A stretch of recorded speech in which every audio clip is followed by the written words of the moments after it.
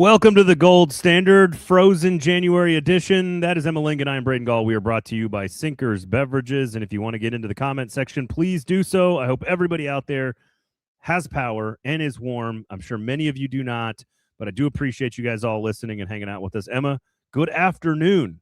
Hope you're warm. I am, and hope you're warm, even though it looks like you are in a different location. If you want to tell us about that. Yes, the No Power Gang. Good afternoon, Mitch. Good to see you. Why didn't they move the Yossi stick ceremony? Not many fans for that celebration.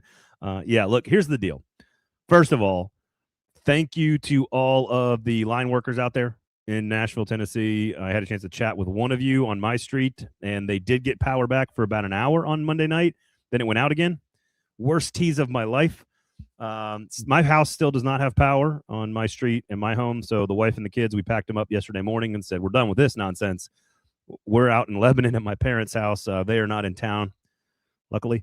So we got the whole house to ourselves, but it means I've got heavy pandemic vibes right now with no school this week for the kids.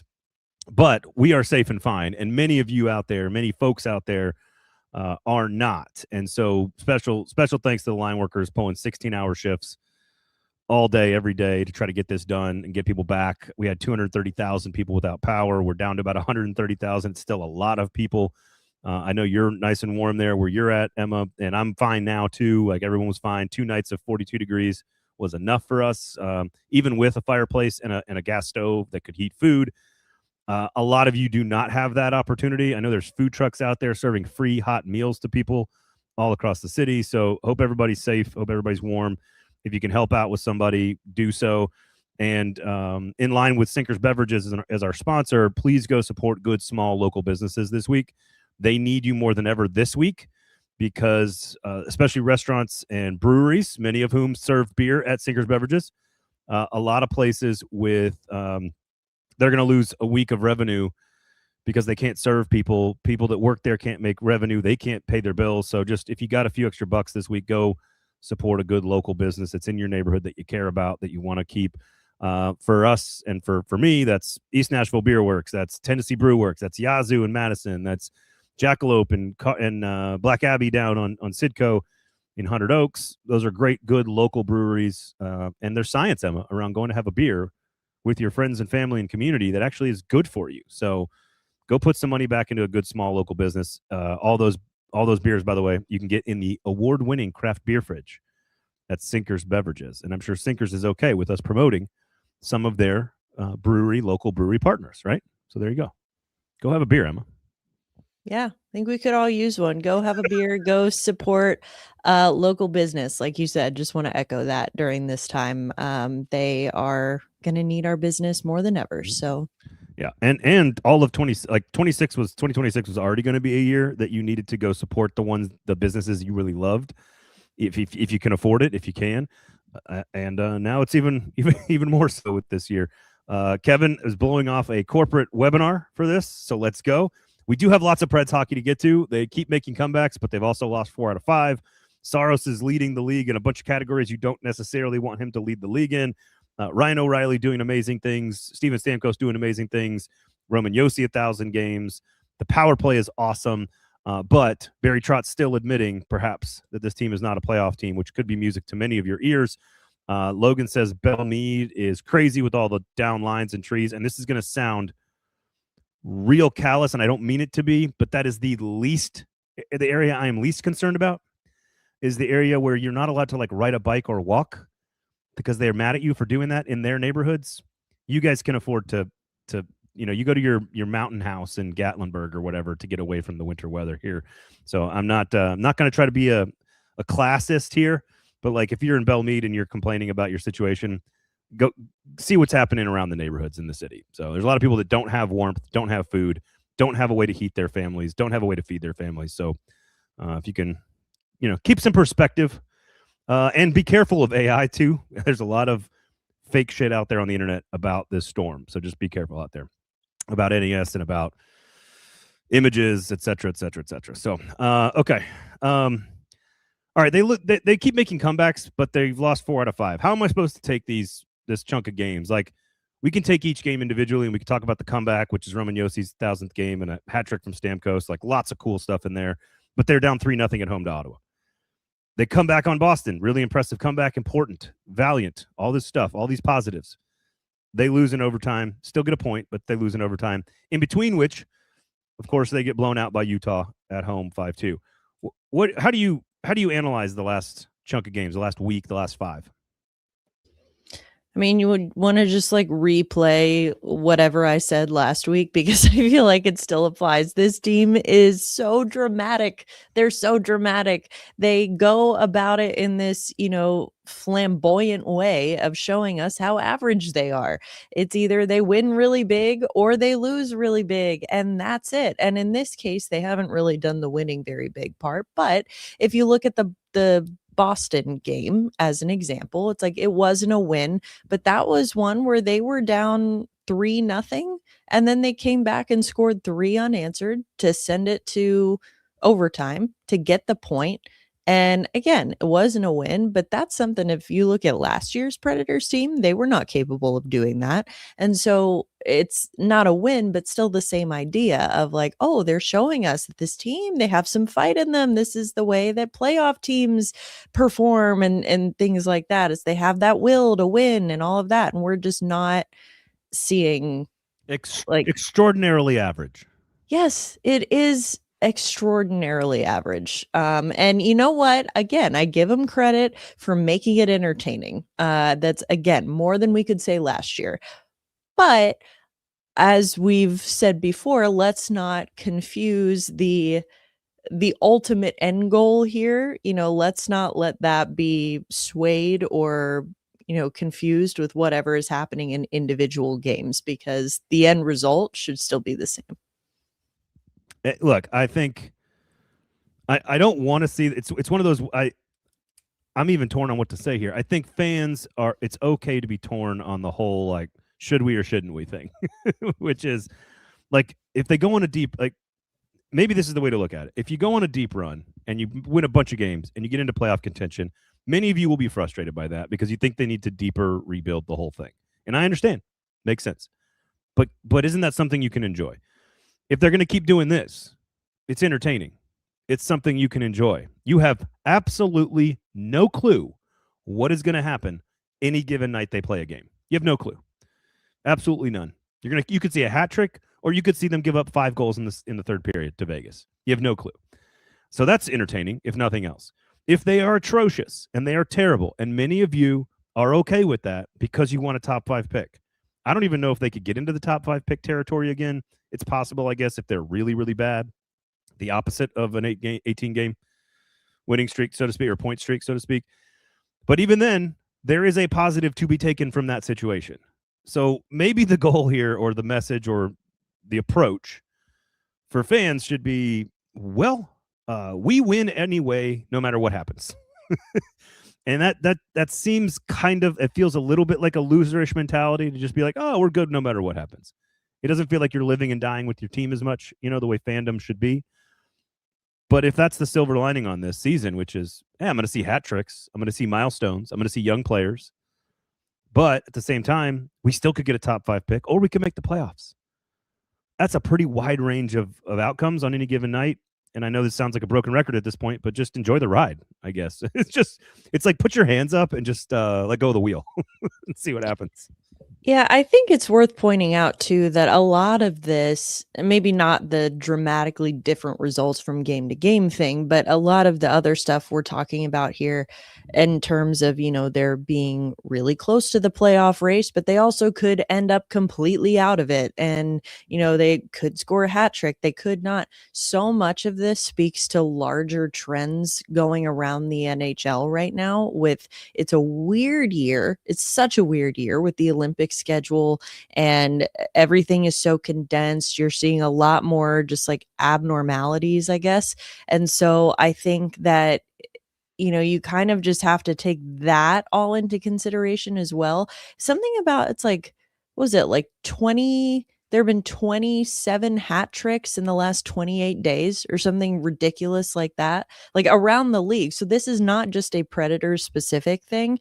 I just think that you can't, read too much into any individual performance that may or may not be happening this particular year.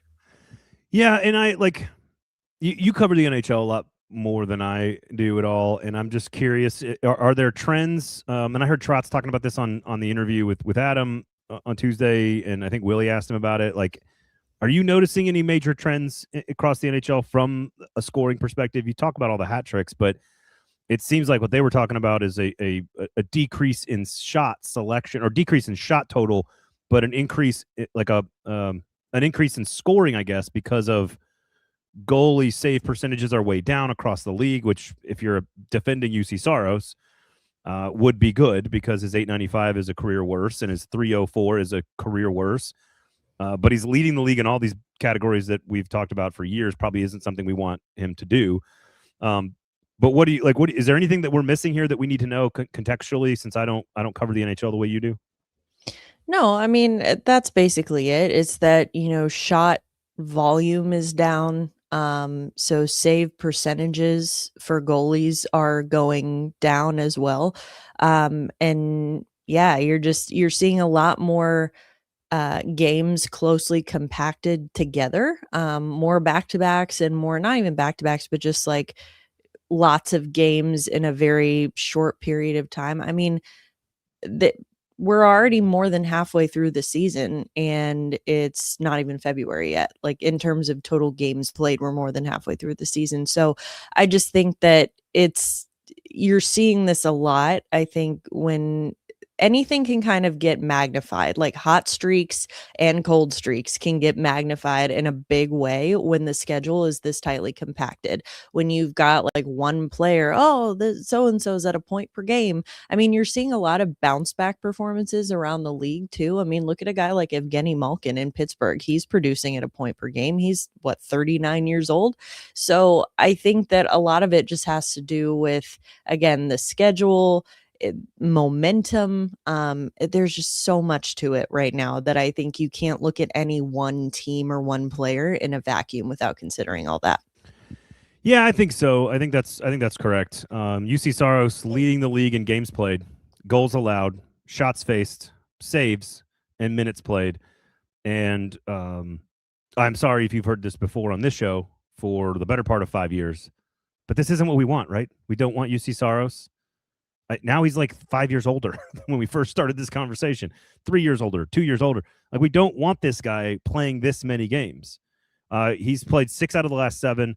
They are 3-2-1 in those starts, but again, they've lost 4 out of 5. I maybe, and I think this is kind of what I wanted to do to set this up, is that Logan says, look, we have a second line center playing at a point per game pace and a goalie that would be playing Vezina level on a team that could play playoff level defense. Are you in agreement that this is exclusively about the defense in front of UC Saros? I don't think it's ever fair to say it's exclusively about one thing, but I think it is in the majority largely because of the defense in front of him. I mean, again, you look at, you just have to use your eyes sometimes. I mean, there are just defensive breakdowns. Again, not to the level that we saw it last year, for example. But when I've seen far too many times where UC Saros is getting screened by his own players. And you can just, talk all you want about his size. That wasn't an issue. That wasn't an issue until last year. So it's not like he's getting smaller. So I just think a lot of it has to do with the defensive breakdowns. I think you look at, this is a big moment for me. I might finally be ready to be a little bit harsher on Brady Shea, but I do, but there's still a but to that. But again, I think that you're just seeing too much of his team not doing enough to help him out. Now, at the end of the day, yes, it's his job to stop the pucks, and he's not doing that at the level that we know he is capable of. So that's why I say it's not exclusively about the defense, but everything kind of has a chain reaction. It can rattle a goalie's confidence, and it can just shake up your momentum, whatever else. But yeah, that's how I see it. Let's see here. P. Houston says youth movement plus top 5 pick more important, greater than old guys and first round exit. I have no problem with somebody that says that. I also have no problem with somebody who says, we play winning hockey, above 500 hockey for the next 30 plus games, and we get to play in the playoffs. I also have nobody that's a fan that says that's what I'd rather do. The problem I have is like picking 17th versus picking 6th. Is that really worth every night playing bad hockey? Like, there's no guarantee that 5th or 6th or 7th pick is going to lead to anything. And I'm not on that team. I'm not saying that's not good for the organization. Having another Brady Martin in the farm system would be amazing. So I'm not arguing that. I will say, and I didn't mean to get into this conversation yet, but Barry Trotz has said basically, I thought it was interesting that he said when Adam asked him about the trading of Ryan O'Reilly, like, hey, he's not on the table, right? First thing he says was everything's on the table. He did not say, no, of course I'd love to keep him, and then like couch it. He immediately said, no, everything's on the table. And he did his whole spiel. Well, if somebody blows my socks off, knocks my socks, such an old man thing to say, then I would trade him. I've certainly come around on O'Reilly's value on the team for another year, clearly as a lead by example kind of guy. I think I've explained that a lot on the on this show. I have no problem with that. Stamkos as well. The value for Stamkos going way up as this goes along. I texted somebody again. I still think they need to keep $2 to $3 million in salary if they want to sit and if they want to trade him.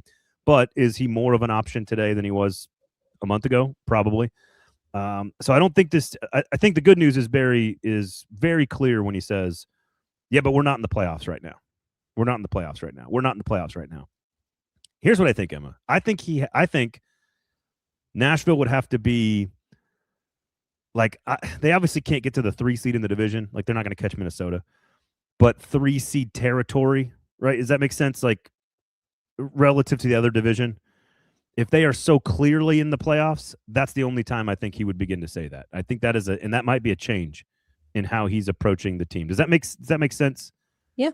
Like I'm not viewing it as go get pieces to compete for the playoff if we're 2 or 3 points out.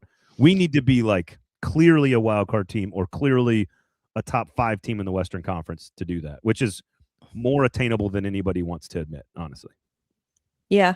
No, that's kind of how I interpreted that as well, is like, which is encouraging. I think it should be encouraging because, I think the fear was that Barry Trotz would go and try and be a buyer.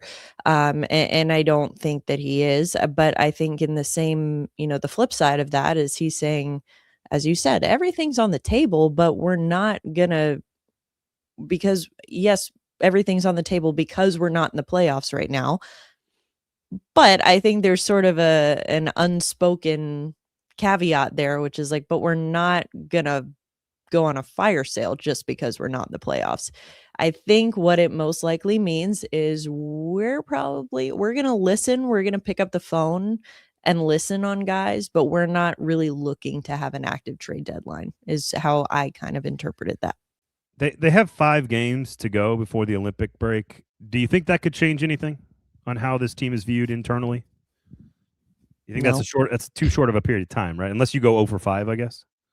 Yeah, even then though, I mean, Barry Trotz has been very patient with this iteration of this roster, and we've seen it for a year and a half now. So again, you can talk about Steven Stamkos all you want. And when I say you, I don't just mean you, Braden. I mean the royal you. I think that a lot of people, you can talk about Steven Stamkos being a trade chip all you want. He is not getting traded. He is not going anywhere unless he wants to. And he wants to be part of a solution here in Nashville. And you're in year 2 of his deal. So I don't think you're going to see him abandon ship yet until things get really bad. Like if this year was like a repeat of last year, then maybe we're having that conversation. But he's been hot lately. He's been contributing. The team has improved. So again, I just stop talking about Steven Stamkos and stop talking about Ryan O'Reilly. Again, that's not directed at you. That's directed at the general conversation. Even the national media, I'm sorry, but it's such a lazy take. It's low-hanging fruit to say like, oh, this team should go to Ryan O'Reilly. I've also seen, national media members postulating that, oh, maybe the San Jose Sharks will go after Roman Josi if the Preds are out of the playoff race. Okay, sure. A lot of teams would love to have Roman Josi, but Roman Josi is driving his own bus here. He is not leaving in the middle of this year. It's just not happening. So I think that you need to be a little realistic when you're looking at trade ships for the Nashville Predators. It's less O'Reilly and Stamkos, and it's more Bunting and Holla. Yeah, that's right. That's right. Expiring contracts need to go. Yeah. That's it. It's not that hard. Here's the other thing that, and I think, like, didn't O'Reilly have another moment of like self-flagellation? He had was we get that from him after wins sometimes. And so what I got thinking about this is because my wife manages a team, and we talk about sort of leadership and the different personalities that are inside of each. I'm big. You guys know me. I'm big on the psychology of leadership. And I think O'Reilly's so valuable for young people to see how to go about your work. I think that's really valuable. I think it is incredibly valuable to be held accountable by yourself. Like, you don't need someone else to hold you accountable. I think it's one of the things as a father I'm trying to instill in my kids is that you like, yes, there's going to be lots of friends and community and relationships that will be there to support you throughout your whole life, but you've got to do it yourself. Like, because then you don't have to rely on anybody else. And it's not meant to be like an isolationist opinion. It's not meant to be that.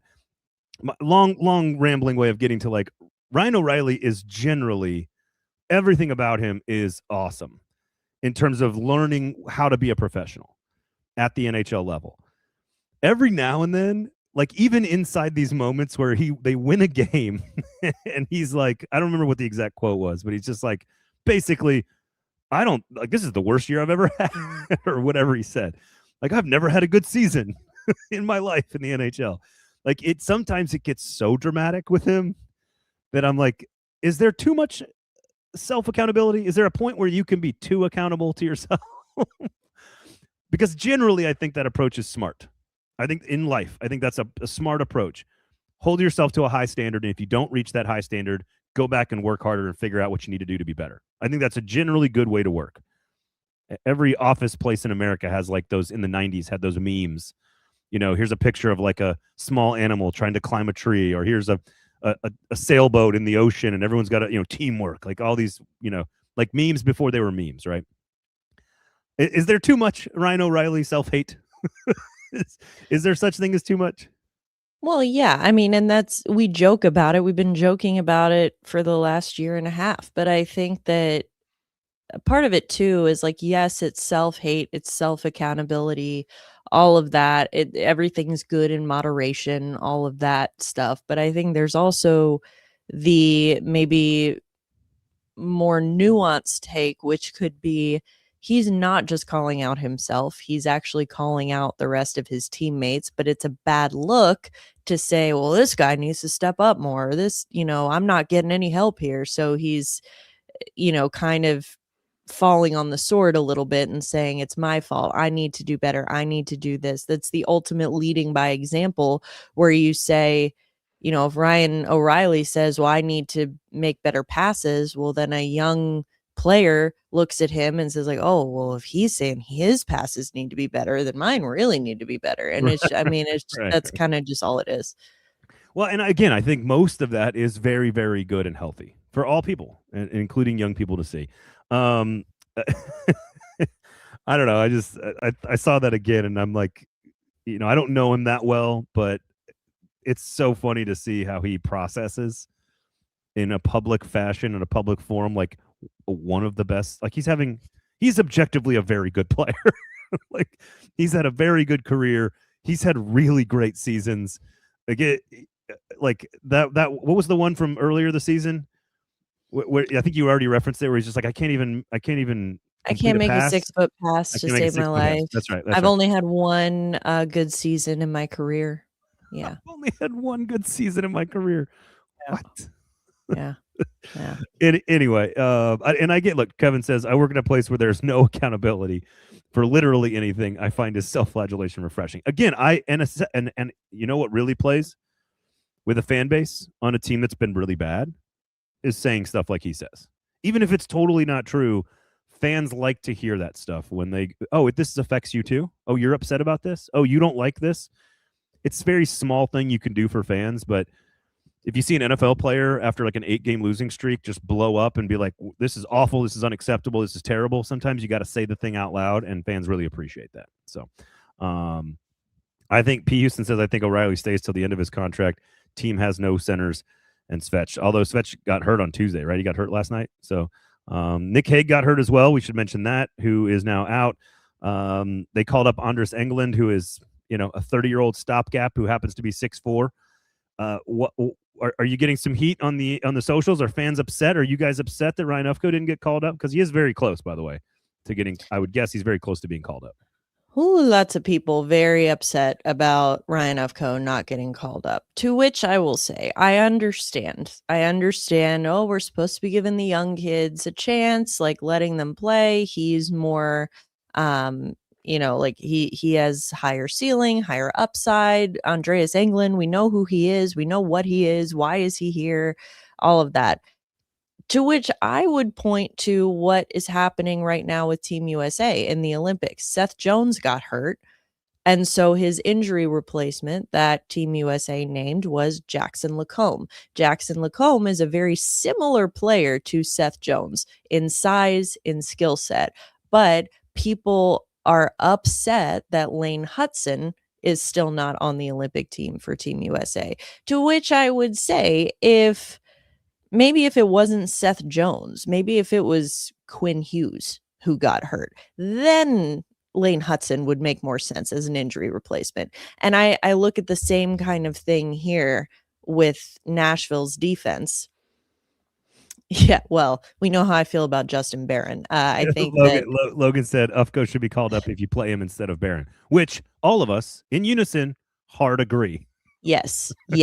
But when you're trying to replace Nick Hague specifically, Andreas Englund is clearly the better choice here, just in terms of the size and physicality that he offers. That's just all there is to that. But to your point, Ryan Ufko, very close. We are going to see him in the very near future. Barry Trotz has said as much. So I'm not concerned about that. I think a lot of people also concerned about Reed Schaefer getting sent back to Milwaukee. Again, that was because Ozzy Weisblatt is now healthy. Again, I would rather have Ozzy Weisblatt on the ice if it's him or Reed Schaefer. So I just think that there's a lot of nuance here, a lot of things that you need to consider. And again, look, if you're talking about certain players deserving a chance, young guys deserving a chance, I would say Ufko's up there. I'd say Zach LaRue is up there as well. But right now, it's like you said, there's 5 games left before the Olympic break. I mean, how much is that really going to change anything in 5 games? Gibson for Hague as a replacement would also work in theory from a size perspective. I think your veteran stability in a 30-year-old is what they were going for there. Yes. For sure. Kevin says Trotz should absolutely be looking at getting Shane Wright. What do you think about that? Tell us about Shane Wright.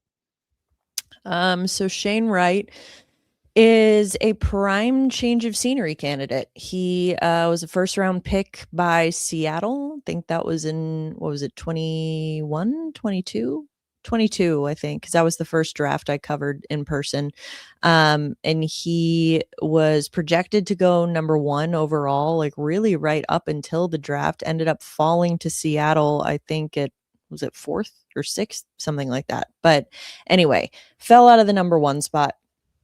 And now is getting kind of buried on a Seattle team where there just aren't really the opportunities for him to get ice time or the kind of ice time that one would expect for a pick with his pedigree. I think he's only 22 years old. 22, yep.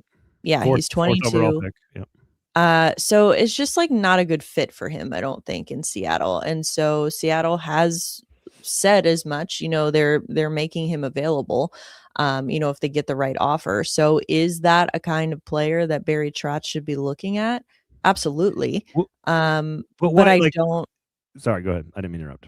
I just don't know what exactly a trade, what a return would look like, what Nashville would have that Seattle would be interested in. Like, if a team had Shane Wright and was in the playoffs, I would think Bunting or Hala would work in a trade like that. Sure. But not somebody that's they're not going to rent somebody that contract is expiring at the end of the year for a couple goals for a bad team. Like, that doesn't make any sense, unfortunately. So if you could find Shane Wright on a team that's like surging into the playoff race that needs some dirty goals from a player like Michael Bunting, then go for it. But in theory, if Shane Wright's on a team that's in the playoff race, he's probably a big part of the reason they're in the playoff race. And so, I mean, right now he's kind of been buried, like I said, in Seattle. And Seattle is looking for an upgrade to their top 6, like their top 6 forward group. That's what they would be looking for in a return. And I don't know that Nashville has that. Like, I mean, in an enticing enough return for that. Let me ask you, like, this might be just, would you be willing to give up on any of the prospects that Nashville has for positional value? Like, especially if it's a true winger, right? Not somebody that could play center, right? Not a Martin, a Svechkov, Surin, not one of those guys, right? But somebody that's clearly probably a wing that hasn't gotten here yet. And maybe I'm trying to think of who, I mean, like even like a Reichert Lee type of prospect. And I'm not saying him specifically, but would you trade someone who's maybe, I mean, LaRue, if he hadn't played last year, maybe LaRue would be in this conversation. Kemmel, if it didn't feel like the shine was maybe off of him a little bit, but maybe Kemmel's the right name to talk about here. Would you trade Kemmel for a Shane Wright type of player to increase your, like, just to like, you're not swapping quality, you're just swapping position. Does that make sense? No, I think I would make that trade in a heartbeat if I'm Nashville. But I think that also, at a certain point, if you're Barry Trotz, like, I don't know what Seattle is asking for in a trade. I do know from reports that they are trying to upgrade their top 6 forward group. But it could be something where if you're Nashville and you don't really have that, do you maybe then offer, if it's like Kemmel and some picks? Like, at a certain point, you got to start offering picks. And I'm sure maybe they are, but I think that is what could potentially get a deal done. I feel like if he's buried on ice time and he's not and is a bad team, why wouldn't they take picks to get because they're not like something you could go acquire very easily, I feel like. Yeah, but they're not completely tearing it down and rebuilding in Seattle. That's the problem. They're still very much like Nashville. They're very much like, well, we're not in it, but we're kind of close, so we're going to try to go for it. And I mean, listen, Seattle is a conundrum to me. I will admit that off the jump here. I don't think some of the decisions they make confuse me a little bit. I mean, they went and got Mason Marchment in the offseason, which that is a we're trying to win now move. They have already flipped him to Columbus. That is a never mind, we're not trying to win now move. Whoops. They're 5 games over 500 though. So, but then it's like, then you look at, okay, we're willing to trade Shane Wright. Now, I don't know that they're shopping him actively, like dangling him out there, like who wants him? But I think that they have made it clear that they're willing to trade him. So that to me says more of we're a rebuilding team. But then they've also got these veterans. They've got guys like Chandler Stevenson, Brandon Montour, like all of these guys who they've got a really solid goalie as well. So I think they're still trying to make it work rather than do a total teardown. What's interesting is at 6-6-1 over their last 13, Nashville has sort of let some of those teams that they were within striking distance kind of separate a little bit, right? They're 7 points back at Utah. That was a big game, of course, over the weekend. They're only 2 up on Chicago. They're 4 points back of 3 teams in the Pacific Division. And Anaheim, of course, is in a non-wild card slot in that division. So it's almost like they are maybe when I was talking about 5 games left before the Olympic break, if they go like 1-4 or even just 2-3 in this stretch, you can see the treading water starting to hurt the team and kind of solidify them as really not in this race. There are 5 teams ahead of them, right, for a wild card spot right now.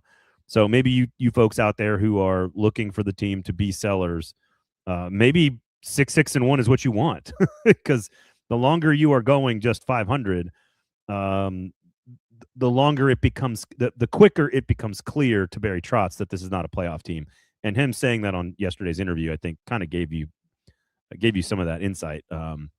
Joseph says, as we talked about, a Marchessault trade speculation. Look, he's the one that people want right now, along with O'Reilly. O'Reilly's asking price, as Barry Trotz has said, is way too high. I think Jonathan Marchessault, I think, is absolutely somebody that would be available. He has to okay that. So I think he's the one who is less likely to say yes than anybody else. That's the big thing here, because you hear a lot about Marchessault and how his contract is tradable. He can be valuable for a playoff team, et cetera, et cetera. Is there going to be interest in him? Of course there is. There already has been, I'm sure. But you can't just expect, oh, he'll waive his no move clause just to get out of Dodge. Like he doesn't want to get out of Nashville that badly, people. Like, let's just make that clear. Let's make that understood, because I think that he's not just going to be like, God, yes, get me out of here. Trade me to Seattle for Shane Wright, like, so I can get out of here. I think at this point in his career, with his family, his age, a lot of things have to play into this. If he's got comfortability here, in the sense that he has a contract and his family is settled, he is not going to agree to waive his no move clause unless it's to go to an actual playoff contender. I have seen things like, I've seen Toronto, I've seen Montreal. I think those are teams that could make sense. Now again, would he waive his clause to go to those 2 places specifically? I don't know, but I could see him waving to go there way before I could see him waving to go to Seattle. Is Marchessault for Wright a fair swap? Does that give both teams what they need in the deal, like, relatively speaking? I mean, there might be some pot sweeteners on either side, but I'm just curious. No, I think it would kind of, I mean, again, 3 more years at $5.5 million. That's a top 6 forward.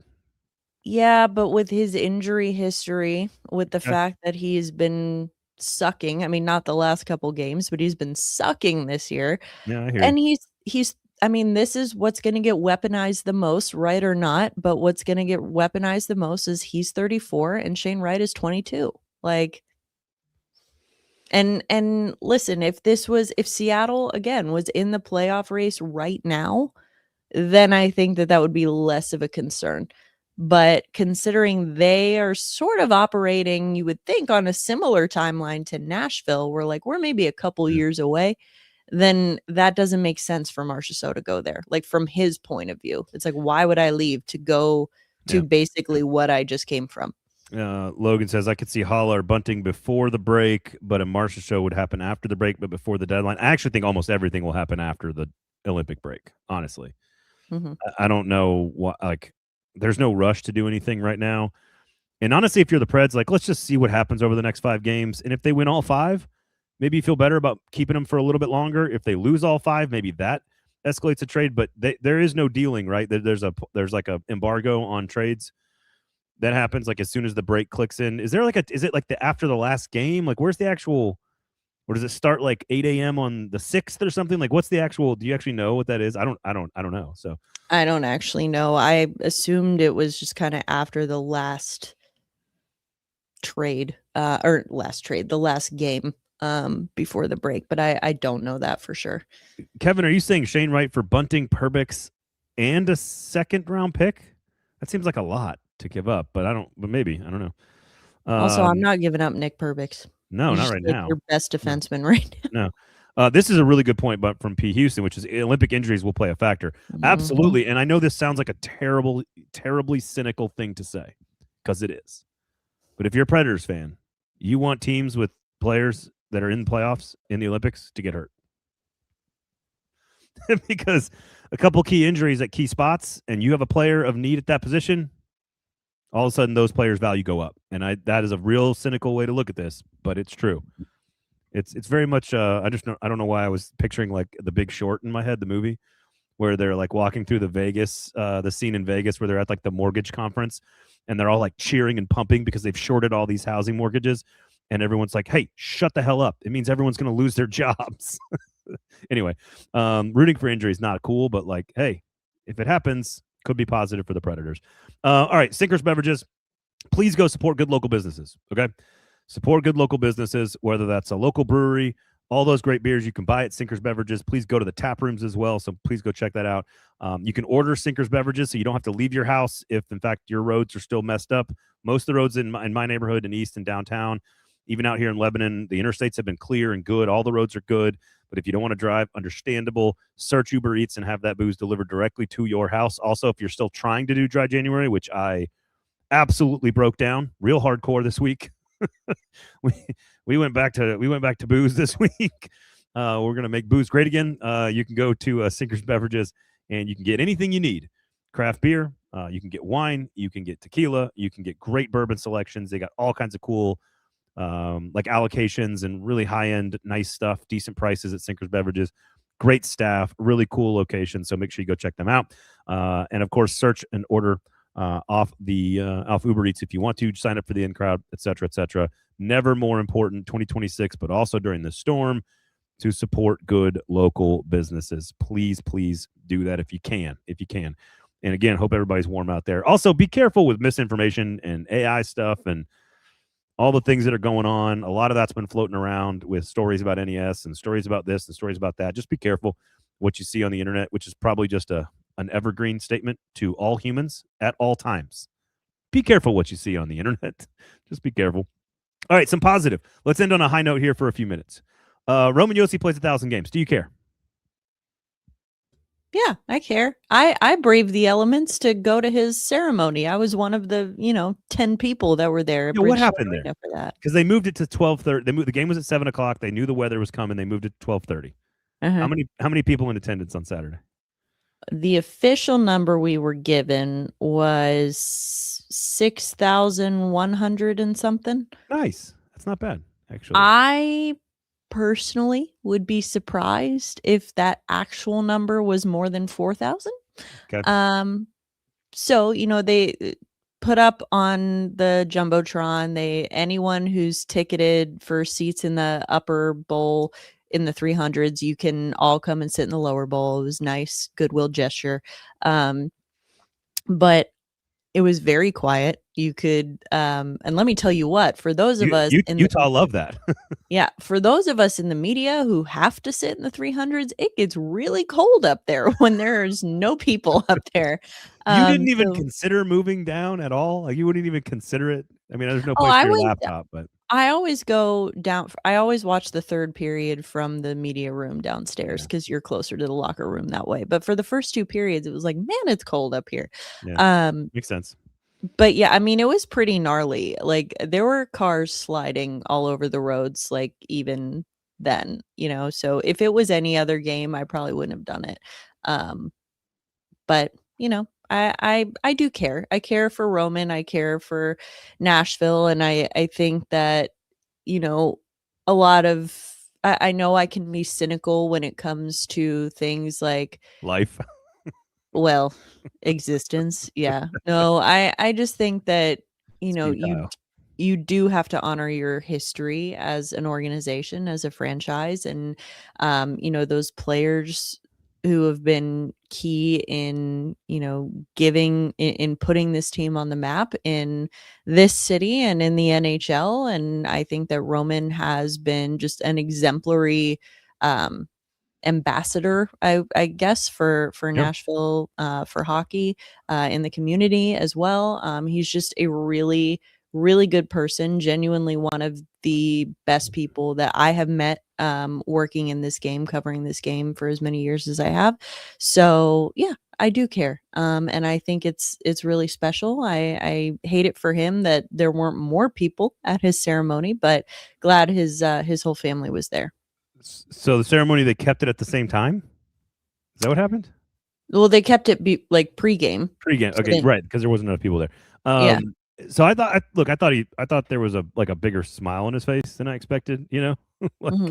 Like there was just more. Like he just looked. You had the hat trick against Ottawa with Stamkos, in which Yossi's just continuing to churn. I think I was looking at the numbers, and I think he needs like 12 goals or 11 goals because he scored. He needs 11 goals to pass David Legwand for second all time behind Forsberg. Forsberg needs 63 goals to get to 400. And while 400 doesn't feel like a lot in the grand scheme of the NHL, Yossi, of course, leading in assists and points. Yossi getting to 1,000 points seems, I guess, possible. He needs 240 points. He probably needs another 30 or so this year to even give himself a chance to play 2 or 3 more years to get there. But the thing I kept thinking is that you just have to do this stuff to build a franchise. It's sometimes it seems kind of cheesy to be like, 200 goals or 300 goals, or somebody got to 90 points or whatever. It seems kind of small relative to many of the great teams and great organizations and great players. But you got to have a first one to get to the person who has 1,500 games, or you need Forsberg to get to 400 goals so that the next superstar that they draft 10 years from now, that's developed by a different coach and general manager, can get to 600 goals and be the first ever 500 or 600 goal scorer. You just kind of have to have the first guy to continue to build the history books. And the fact that he's done it all with Nashville, that he's the first player to do for Yossi. Yossi's the first player to play his first 1,000 games all in Nashville, which is really special, really important as well. That's why, to me, this one felt different even than like the Stamkos ceremony and things like that. I mean, like, not saying that 600 goals isn't a massive milestone, because of course it is, but we know that Nashville has been a very small part in that journey for him. Sure. Still a part, but just it doesn't mean as much to me as it does for Yossi to hit 1,000 games all with Nashville. I really want Stamkos to get 2 more hat tricks before he gets traded at the break, because I want him to be in sole possession of second place on the team's list. Philip Forsberg has 11. Second place, you know who it is? No. Do you happen to know? It's Steve Sullivan with 4. And you know who's tied for third right now, all time hat tricks? Ryan O'Reilly and Steven Stamkos with Victor Arvidsson. But they have 3 hat tricks total. Again, these all feel very quaint, like these numbers, all of them. But you got to have a first one to get to the second one and the third one and the fourth one. You got to stack players and generations and years and years and years to get to this stuff. And we can complain about broken brain after 2017 and 2018 and 2019. But you had to have the first of all this stuff. You had to have the first Western Conference final and the first trip to the Stanley Cup, the first division championship, the first President's Trophy, the first 80-point season, the first 90-point season, the first 40-goal scorer happened recently. Like, you have to have all that stuff to kind of build on it. So I think your point about it being all on the team that drafted him, wearing the C, and being the guy that he is, I think it's okay to be a little romantic about Roman Josi. Not, it's also difficult to look him directly in the eyes because he is so handsome. And I say that as a happily married man. So it's just, he's just an extraordinary dude. So congratulations to him. Stamkos is on an absolute tear. We can get to that next week if it continues before we get into the international break. And the power play. I know you wanted to mention this. And the question that you sent me was, do we owe Andrew Burnett an apology about the power play? Here's some numbers. On the season, they are 33 of 157. That's 21%. Their 33 power play goals are 15th in the NHL. Their percentage is 15th in the NHL. However, the last 25 games, they are 20 of 71 on the power play. That is 28.2%. That would be good for third in the league. They are among the best on the power play over the last 2 months or so in the NHL. Certainly Stamkos scoring has been a huge part of that. Do we owe what are we seeing? Number one, why is it working? Is it just Stamkos kind of turning it on? Also, by the way, I think he's leading the league in game-winning goals with 8. But is it just Stamkos being typical dominant, offside or off wing power play circle guy, or is there something that we need to talk about schematically with the coach and what they're doing? Because 29% over their last 8, 28% over their last 25. It has been a really strong part of the team over the last 2 months. Yeah, and I do think, you have to give Stamkos his flowers there. He's absolutely a huge part of that, but it is not just him. Because I think that the improvements there, like that power play unit was kind of cooking, like not cooking as in like scoring a lot. I mean, they were boiling, they were percolating, they were on the cusp of something before. And I think a lot of that has to do with, when Andrew Brunette came in, he took over the power play. He said, I'm going to run it. That was supposed to be his thing. I mean, he did it in Florida, he did it in New Jersey, and both of those teams saw a ton of success on the power play and like dramatic jumps too. Now, the difference is, you're seeing, again, we talked about it ad nauseum, just the having the horses to run the race you want to run. He had that more so in New Jersey and in Florida than he has in Nashville. So it didn't happen quite as quickly and it didn't happen as dramatically. But I think that you're seeing in just the adjustments that he makes, like he tinkers with those power play units a lot, and it's not just when they're not scoring. Like, I think a lot of it just really has to do with, um, the matchup.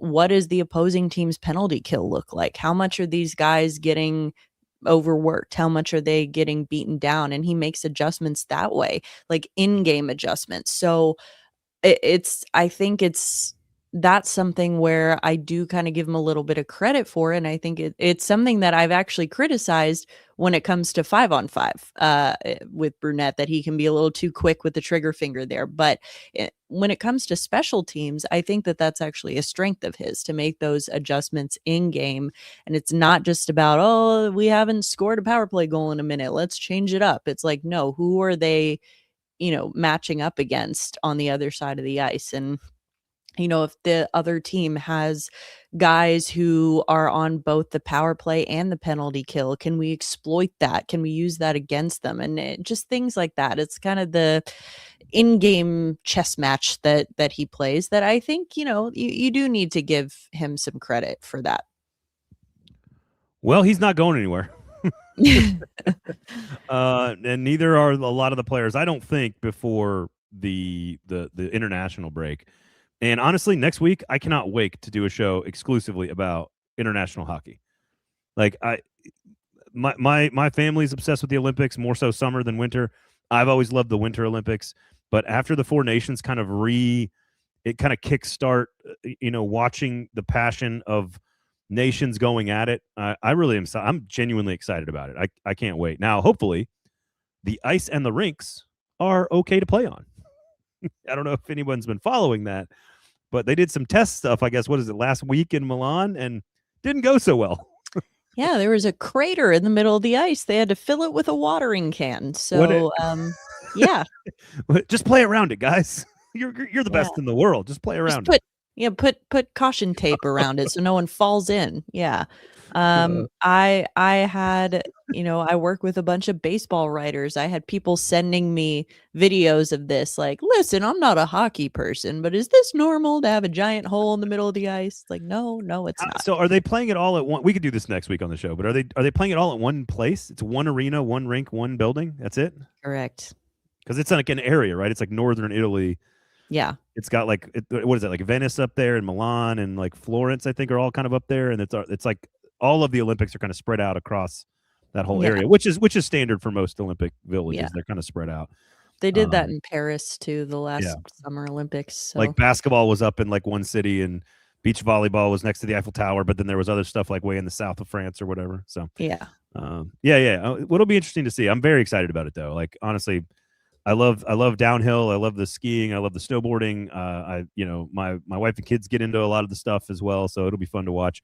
Next week we'll know kind of what this team is going to be going into the break. We'll do a full preview and everything. Going to be a lot of fun. Otherwise, stay warm, please, everybody. Have some. I know it's tough to do, but patience with the line people, and be careful of misinformation out there. There is a lot of it. Careful with the AI images and photos, and that's just sort of evergreen warnings there. Sinkers, Beverages, please, as well. And where can all the good people find your work and follow you and complain about all of the trade proposals that they want to happen for the Predators? Well, you can't do that last thing. You can't find me anywhere if you want to do that last thing. But to find my work, you can follow me on social media, Emma_Lingan. I post all of my work at many different outlets there, whether it's Fansided or Hockey Hot Stove or the Hockey News. You can find it all there. There you go. Thank you guys for listening. Thank you guys for hanging out. Brad, you can't jump in and spam the comments as we're signing off. Late to the party. Did we talk about Shane Wright or Jets Lambert? How about this? Yes to one of those, no to the other. Go back and listen to the show. For Emma, I'm Braden. Thanks for listening. Thanks for hanging out. Rate, review, subscribe, thumbs up, notifications turned on the YouTube page, and go support good local business.